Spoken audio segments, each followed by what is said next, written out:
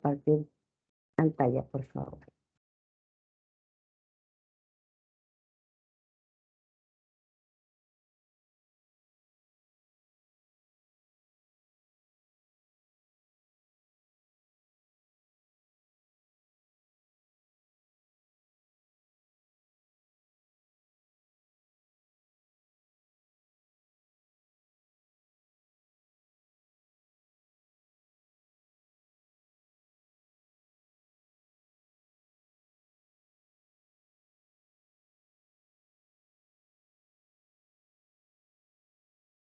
Por favor, ¿ven mi pantalla?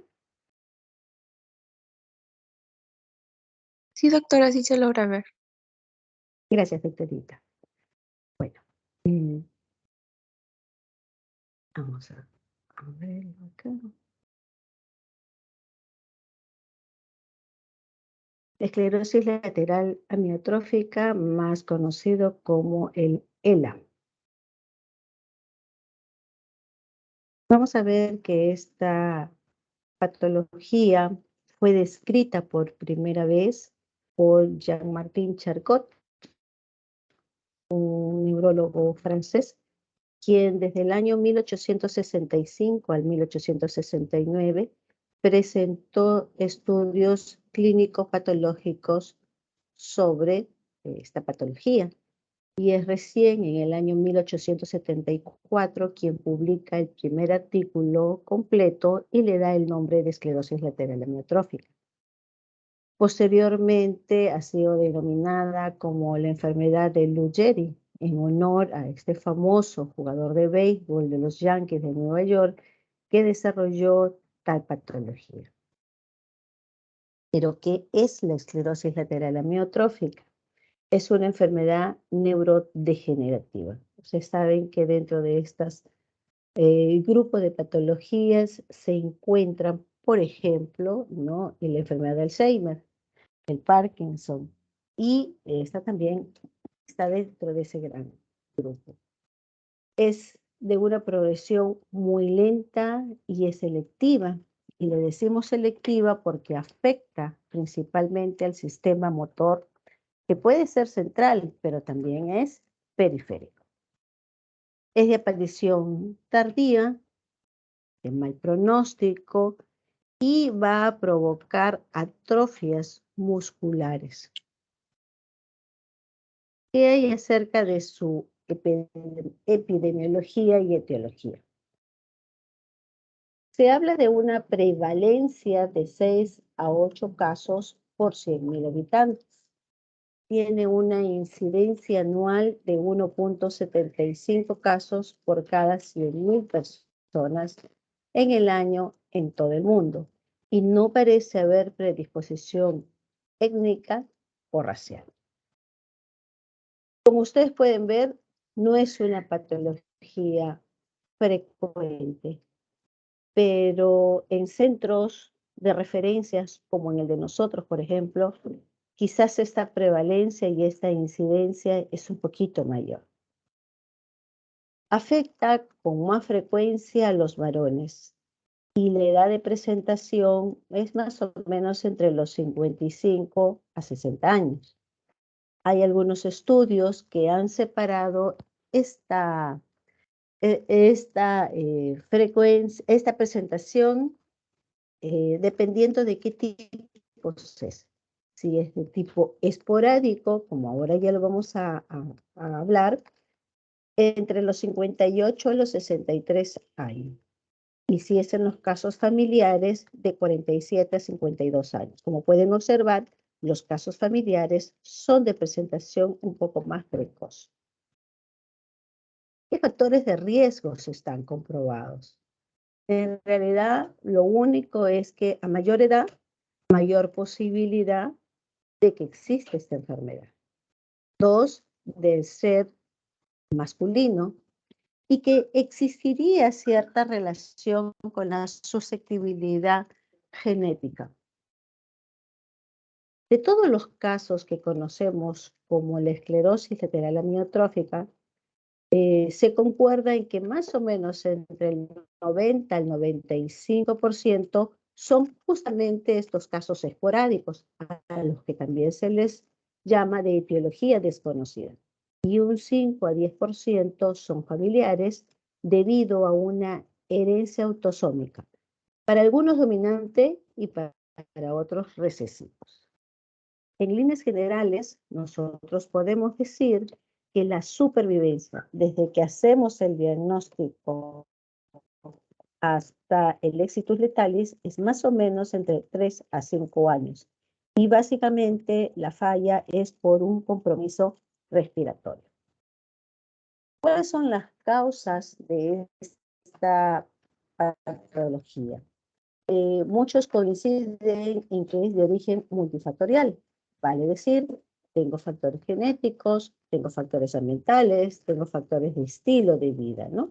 Y hablan pues entonces de un estrés oxidativo, de un daño en el transporte axonal, de desregulación del sistema inmunitario, una disfunción mitocondrial, habría un proceso infeccioso, habría agregación de proteínas, la excitotoxicidad, la herencia, ¿no es cierto? Que todos estos, ¿no?, serían de alguna manera unidos porque es multifactorial, ¿no?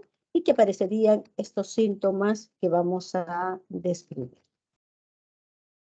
Entonces, ya al inicio les había hablado, hay una ELA esporádica cuya causa es desconocida, que es más o menos entre el 90 al 95%, y que habría factores ambientales como pesticidas, tabaco, traumatismo, pero no hay una teoría que así que sustente, ¿no? Porque algunos han encontrado que cuando trabajan con metales pesados, ¿no?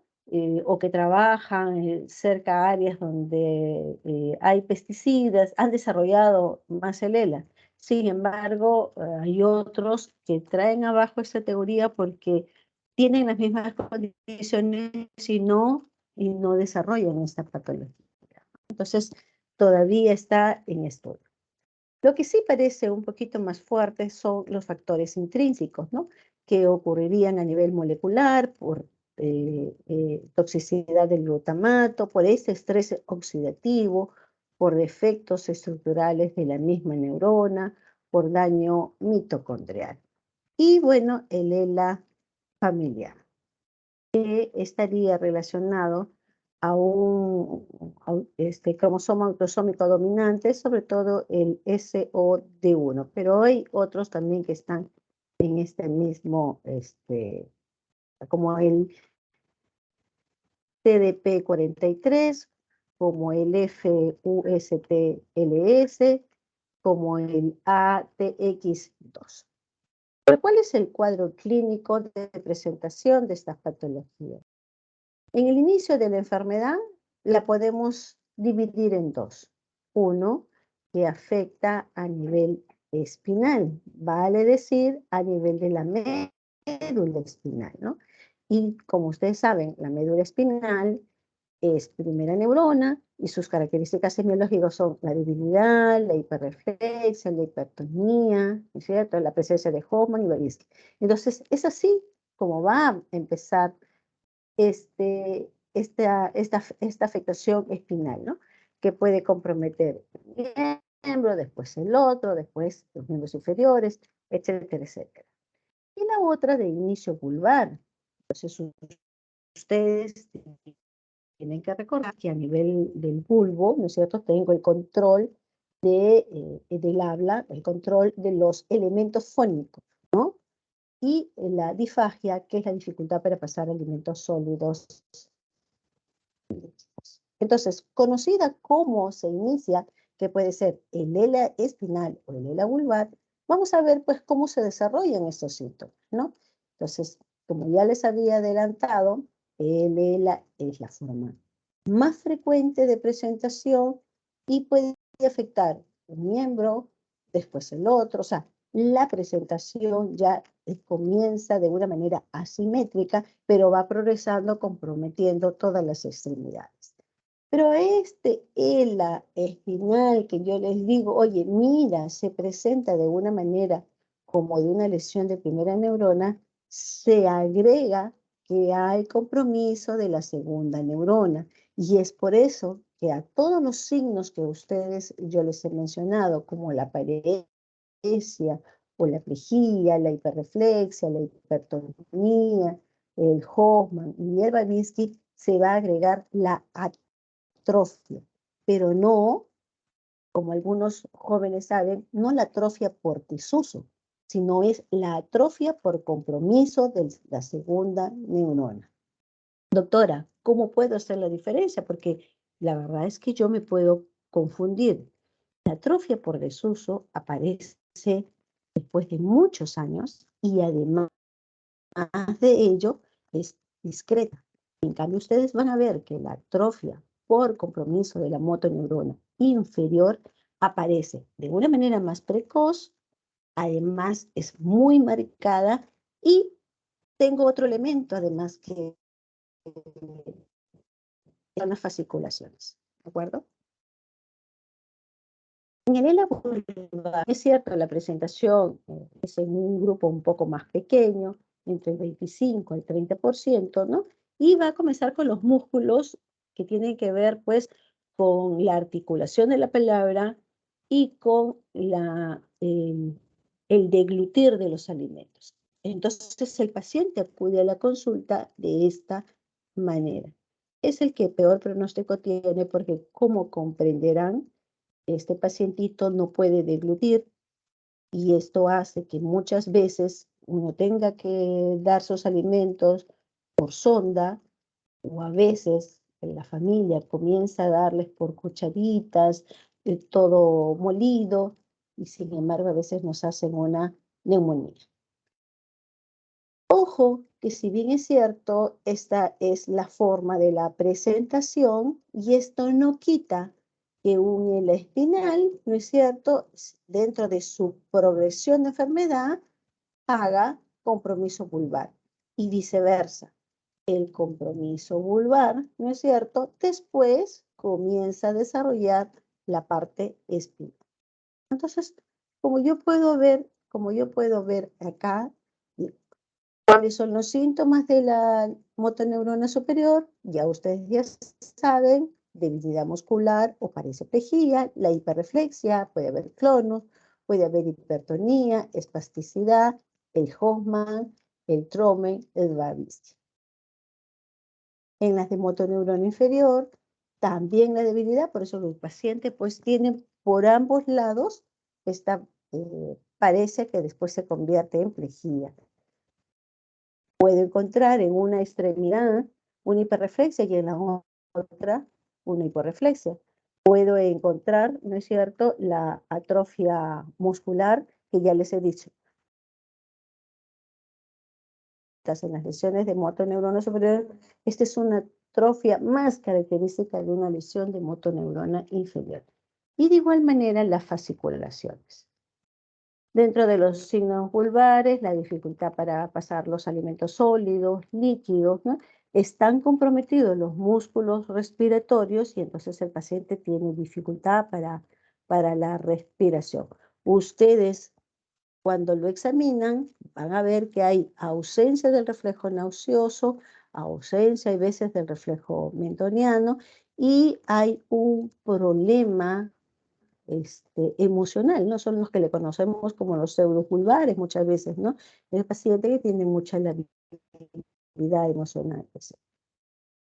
El otro gran problema que tenemos nosotros es que una vez que aparece la enfermedad y que puedo comenzar a sospechar, muchas veces ha pasado un año. ¿Y por qué pasa tanto tiempo?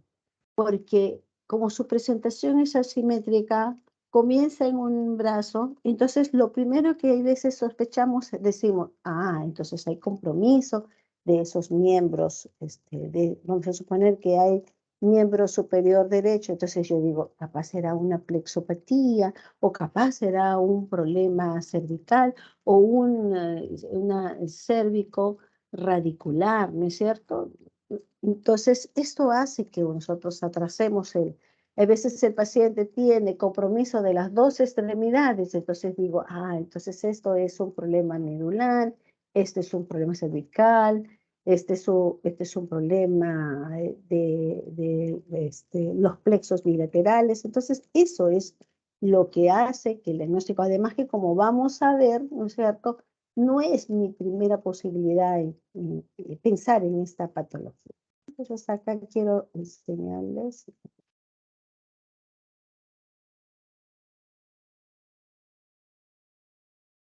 Como ustedes pueden ver, mire la gran atrofia de este pacientito, el de los miembros superiores, ¿no? Miren, hasta da la impresión de una mano en garra, ¿no? Que tienen. Y miren la atrofia.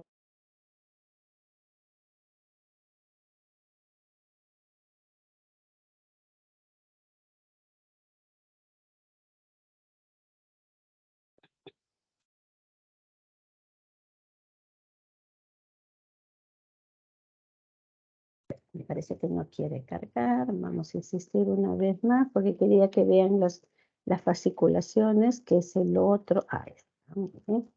Miren, que son esos movimientos involuntarios que muchas veces el paciente nos dice, doctora, parece que tuviera como gusanitos, ¿no es cierto?, debajo de la piel, ¿no? Estos movimientos involuntarios que aparecen en cualquier parte. En este yo les estoy enseñando que hay un poco en el deltoides, también hay un poquito en el bíceps, ¿no es cierto? Pero la intención es que fíjense cómo, ahí están, ven esas contracciones, ¿no es cierto?, de las fibras musculares, ¿no? Ojo que las fasciculaciones no son patognomónicos del ELA, ¿de acuerdo? Acá también vamos a ver, este es el primero, son las características del ELA que afecta a las extremidades. Mira cómo puede afectar, ¿no es cierto?, el paciente. Primero, que la gran atrofia de la lengua que tiene el paciente. ¿Ven? Miren, la atrofia, ustedes cuando han examinado a nuestros pacientes, la ven que tiene los bordes bien definidos, ¿no es cierto? Mira, el paciente no logra sacar la lengua, ¿sí?, por la atrofia, ¿sí? Y estos movimientos involuntarios, ¿no es cierto?, las fasciculaciones que se presentan, y esto pues es parte del ELA vulvar. No sé si ustedes logran ver la gran salivación, que es lógico, también es parte del examen, pero también porque el paciente no lo puede deglutir. Ok, entonces, refuerzo nuevamente, ¿no?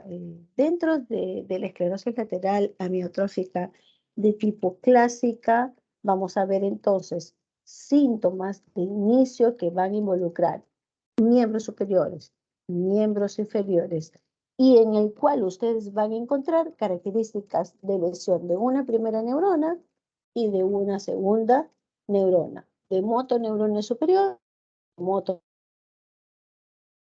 Si el fenotipo es de origen vulvar, entonces el paciente que va a presentar disfagia, disartra, atrofia, fasciculaciones del dedo.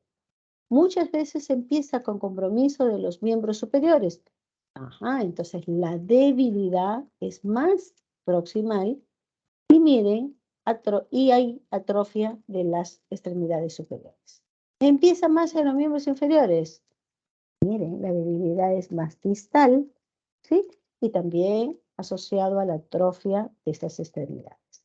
Entonces voy a tener, pues, la forma piramidal que ya les he descrito. Puede haber compromiso respiratorio, el paciente a veces ya no tolera el estar echado, tiene que estar sentado, o muchas veces necesitan un ventilador, ¿no? Otras variantes que se han visto son la motoneurona inferior pura, la motoneurona superior pura, en el cual, como comprenderán, no voy a encontrar la mezcla de la lesión, pero son los casos más raros, ¿no?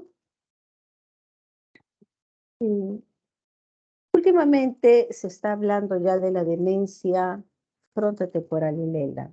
Hace muchos años, cuando nosotros estudiábamos esta enfermedad, siempre cuando la mencionábamos, la describíamos, le explicábamos a los alumnos, le decíamos, ¿no?, Esta es una de las patologías, me refiero a Lela, en el cual el paciente está consciente de su enfermedad, el paciente asiste a su enfermedad, el paciente se da cuenta que hay una debilidad en las extremidades, se da cuenta que tiene dificultad para pasar los alimentos, se da cuenta que no puede hablar, etcétera, ¿no?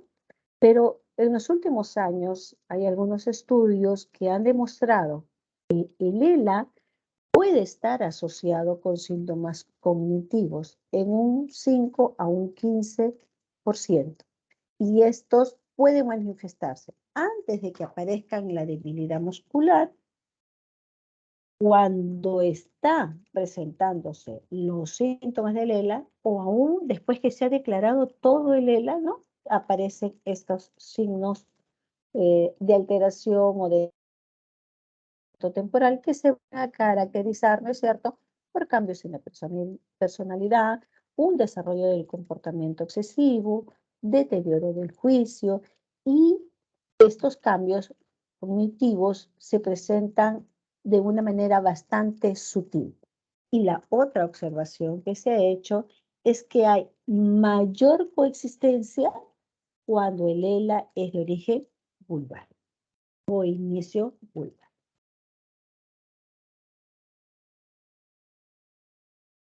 ¿Cómo hago mi diagnóstico? En primer lugar, no se olviden la clínica. La clínica es sumamente importante.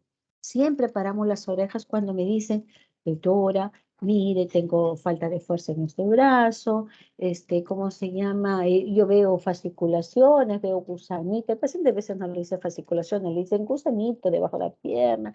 Hay veces tengo torpeza, se me pone duro. Claro, lo que está primando es el aumento del tono muscular, ¿no es cierto?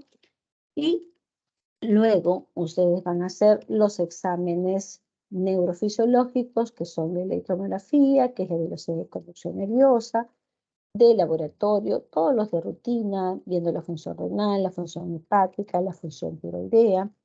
Y tenemos que ingresar con exámenes de neuroimágenes.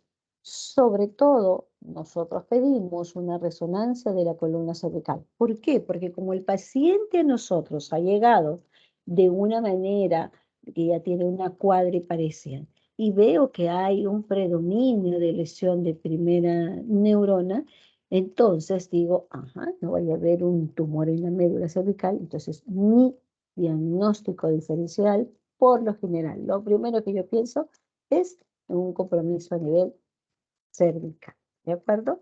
Los genéticos no son un examen de rutina. Se piden cuando el paciente les dice, ¿sabes qué?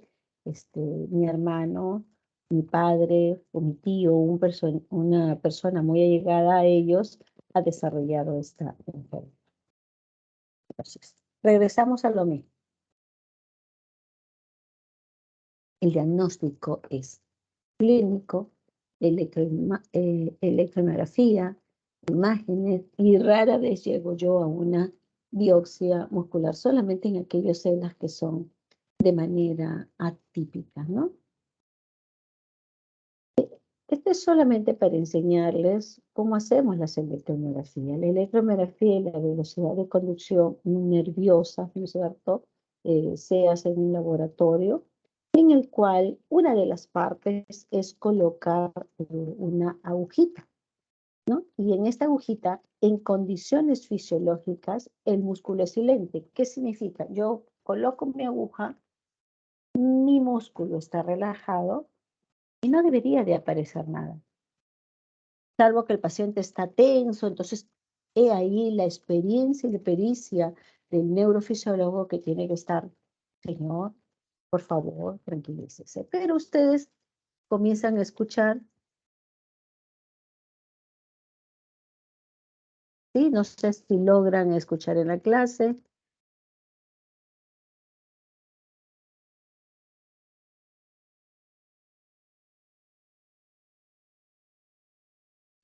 Doctora, no se logra escuchar. No se logra escuchar. A ver, voy a intentar bajar el volumen, por favor. ¿No escuchan? No, doctora. Tiene que compartir audio. Uy, Dios mío, qué pena. No sé compartir audio. Si ustedes me ayudan, ¿qué es lo que hago? ¿Ha entrado desde la aplicación o desde web el Teams? Traje, ¿cómo se llama? Desde el YouTube, copié la dirección e ingresé. Eso fue lo único que hice. Pero bueno, para no explayarme, lo que quiero es que presten atención a dos cosas. Primero, cuando ustedes van a ver las imágenes, acuérdense de su primaria, que dibujamos los pajaritos, con unas avecitas que hacíamos como una imagen de para abajo y para arriba, ¿no es cierto? Ya. Eso son las imágenes que nosotros solemos ver. Y hay otras imágenes mucho más grandes. Y bueno, lamentablemente no les permite el sonido, pero esas chiquititas vendrían a ser los elementos de las fibrilaciones. Las voy a ir señalando. Eso grande que vieron es una fasciculación.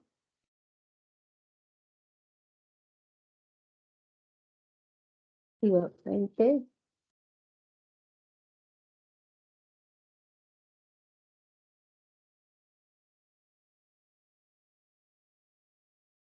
Y estas chiquitas que han visto hacia abajo, esas vendrían a ser las fibrilaciones. Y ahorita ha aparecido una. Así ven, miren, chiquitita, ahí está, ¿de acuerdo? O sea, no pretendo que ustedes este, aprendan electromiografía. Lo que yo quiero que ustedes observen es que este es un examen que les va a permitir, primero, hacer un estudio en el cual vamos a ver algunos componentes que fisiológicamente o normalmente en otros músculos no aparecen, que es justamente esto, ¿no? Fibrilaciones, fasciculaciones. O sea, las fasciculaciones que ustedes han visto en el brazo del paciente, que ustedes han visto en la lengua del paciente, ¿no es cierto? No solamente se queda en la clínica, sino que también yo lo logro observar a través de este examen que es la electromiografía. Hay muchos parámetros, no es solamente eso. Vuelvo a repetir, las fibrilaciones, las ondas positivas, las fasciculaciones no son patognomónicos del ELA. Pueden aparecer en cualquier lesión de motoneurona inferior. O sea, este examen me ayuda a corroborar de que hay compromiso de segunda neurona, ¿de acuerdo? Porque el compromiso de primera neurona ustedes lo obtienen y lo obtienen cuando encuentran la cuadriparesia o la paresia, cuando encuentran la hiperreflexia, cuando encuentran el HOMA y el Babinski. Y bueno, una atrofia. Pero ustedes podemos entrar en esa discusión, sí, doctora, pero yo también he leído, ¿no es cierto?, que hay una atrofia, para usted será discreta, pero para mí me parece o para usted será muy marcada, para mí me parece discreta. Eso es como, ¿no? Sale este examen en el cual les va a ayudar. Mira, aparecen esto. Y estas cosas que yo se las he presentado no aparecen en una lesión de la vía piramidal, de una lesión de la motoneurona superior. Entonces, ustedes ya tienen el sustento clínico y el sustento a través de la imagen. ¿Y para qué también les ayuda hacer la electromiografía?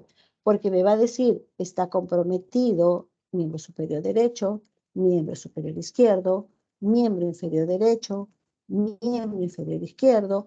Tiene usted ya compromiso a nivel de, ¿cómo se llama?, de las vías de deglución, ¿no es cierto? Y entonces esos son los criterios que ustedes van a necesitar para hacer el diagnóstico del ELA, un diagnóstico definitivo, un diagnóstico probable, un diagnóstico clínicamente probable, basado en el apoyo de laboratorio o un ELA clínicamente posible. ¿de acuerdo? Entonces, porque puedo clínicamente no ver pero ya la electromiografía me está diciendo, ay, en realidad cuando hacemos las electromiografías de un paciente con ELA, en hacer este examen muchas veces nos demoramos más de 1 hora, ¿no? Porque no solamente hay que hacer las extremidades, los músculos, sino que también hay que buscarle los paravertebrales cervicales, dorsales, lumbosacros, y también hay que hacerle el examen de la agujita, que es justamente la que le he enseñado, en la lengua y hay veces en el velo del paladar, ¿no? Y entonces acá están los criterios que ustedes van a ver si es un ELA definitivo, ¿no es cierto? Es progresivo. Voy a encontrar ya los signos de motoneurona superior y de motoneurona inferior. Encuentro las fasciculaciones y la atrofia en 3 de 4 regiones que yo he estudiado. Vale decir, tronco cerebral, porque lo encontré a nivel de la lengua, lo encontré a nivel de la atrofia, las fasciculaciones, la ausencia del reflejo nauseoso y el compromiso a nivel de la médula cervical, torácica y lumbosacro. El ELA probable, cuando es progresivo, con signos de motoneurona superior y motoneurona inferior en 2 regiones.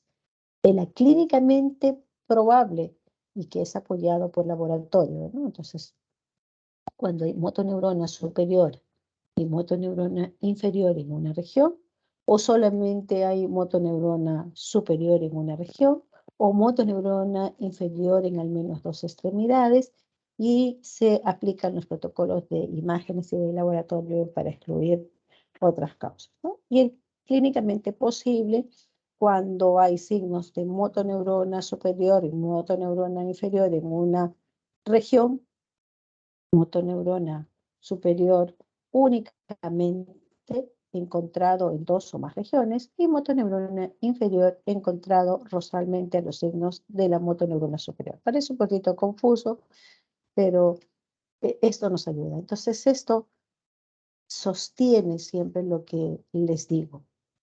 Tienen que aprender a examinar.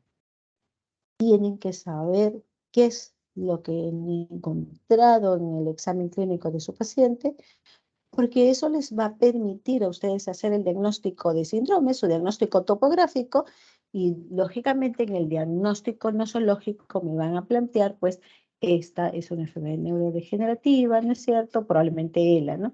Y dentro de la etiología, bueno, ustedes ya ¿no? Idiopática, trastornos genéticos, etcétera, etcétera, que les va a permitir a ustedes elaborar su plan. Pero tienen que aprender a examinar y a conocer qué cosa es lo que yo puedo encontrar. Un cuadro de lo que hemos hablado anteriormente, que hay acerca del tratamiento, ¿no? Hoy el tratamiento ya no lo hace solamente el neurólogo. Deberían de existir, como en algunos otros sitios, las unidades multidisciplinarias. ¿Cuál es el objetivo de estas unidades? Pues lógicamente prolongar la supervivencia, pero sobre todo que tenga calidad de vida nuestro paciente, ¿no? Eso es lo más importante, porque si yo le voy a prolongar solamente colocándole oxígeno, que esté en la UCI 1 mes, 2 meses, sin reconocer a nadie, eso no es, como sabe, el objetivo de esta patología. Hay acerca del manejo ya multidisciplinario. 1, sintomático. El paciente le refiere dolor, pues yo para el dolor. A veces es un dolor suave, entonces se le da antiinflamatorios, no estoy dolor, el dolor es muy intenso, doctora, no me deja dormir, me saltan las piernas, entonces ya entra a tallar ahí pregabalina, gabapentin, etcétera, ¿no? El soporte nutricional. Estos son pacientes que comienzan a perder peso porque no pueden. El paciente entra a la consulta de ustedes inclusive con un rollo de papel higiénico, ustedes lo van a ver que la familia está levantando la saliva porque eso no lo puede hacer. Entonces es importante, ¿no es cierto?, mi unidad multidisciplinaria, porque el neurólogo no va a poder resolver ese problema. Pues tenemos que comunicar primero con nutrición, porque el nutricionista me va a decir, mira, ¿sabes qué? Esta debe ser la dieta, rica en proteínas para que no entre en una atrofia tan marcada. Me va a decir el médico gastroenterólogo, hay que hacerle una gastrostomía, ¿no es cierto?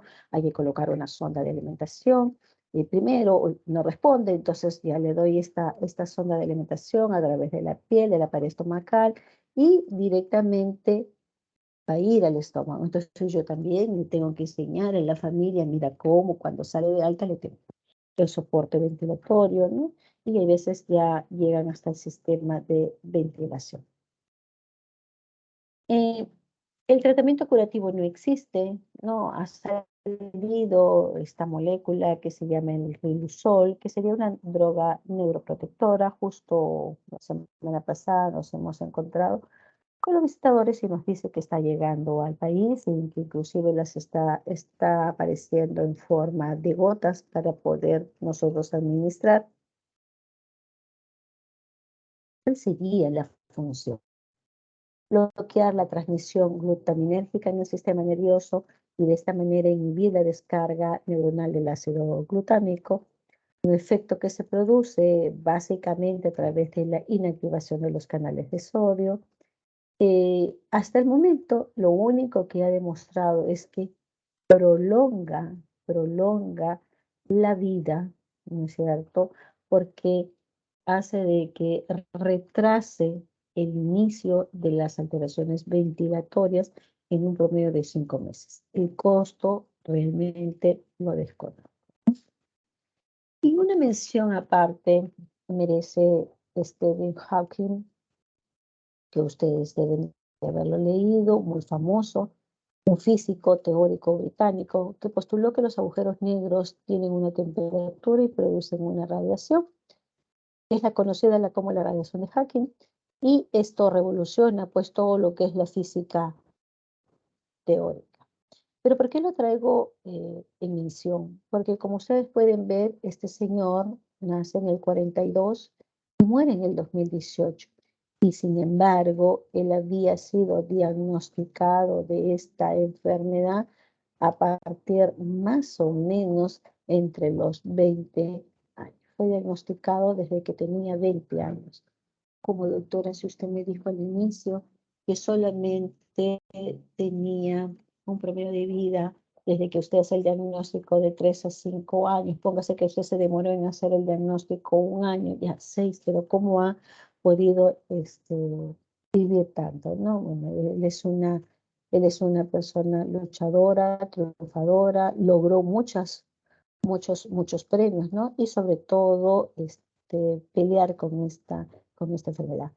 Sin duda, ¿no? Él estuvo con un equipo multidisciplinario y lógicamente la parte económica que le permitió inclusive, ¿no?, desarrollar una silla de ruedas especial.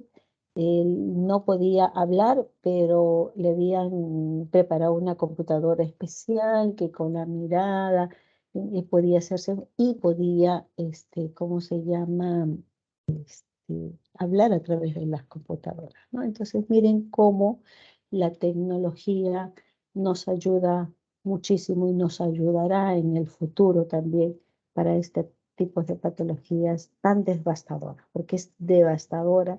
Es muy difícil para nosotros hacer este diagnóstico. Acuérdense que hoy los pacientes tienen acceso a las computadoras, ingresan, mal que bueno, a veces la información no es muy confiable, pero tienen una idea de lo que nosotros estamos haciendo y si lo estamos haciendo. Muchas gracias, jóvenes. No sé si tuvieran alguna pregunta, alguna duda.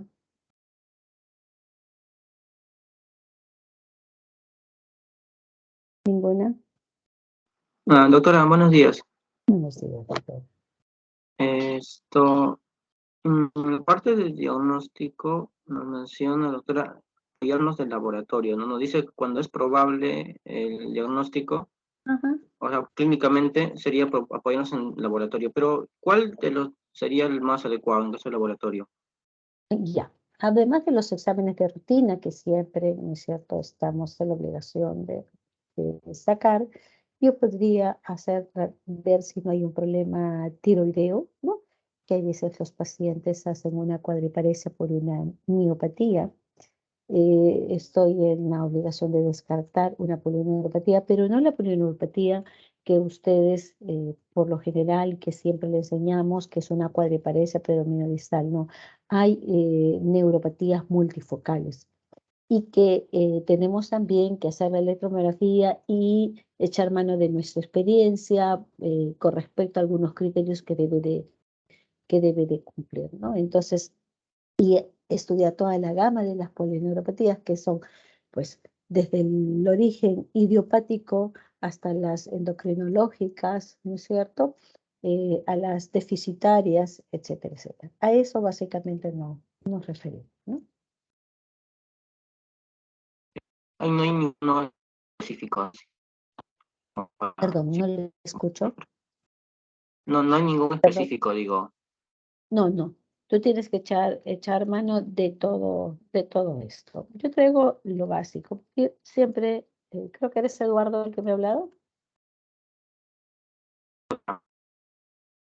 Siempre uno, como médico, debe de plantearse en lo típico. Tú no te puedes ir a lo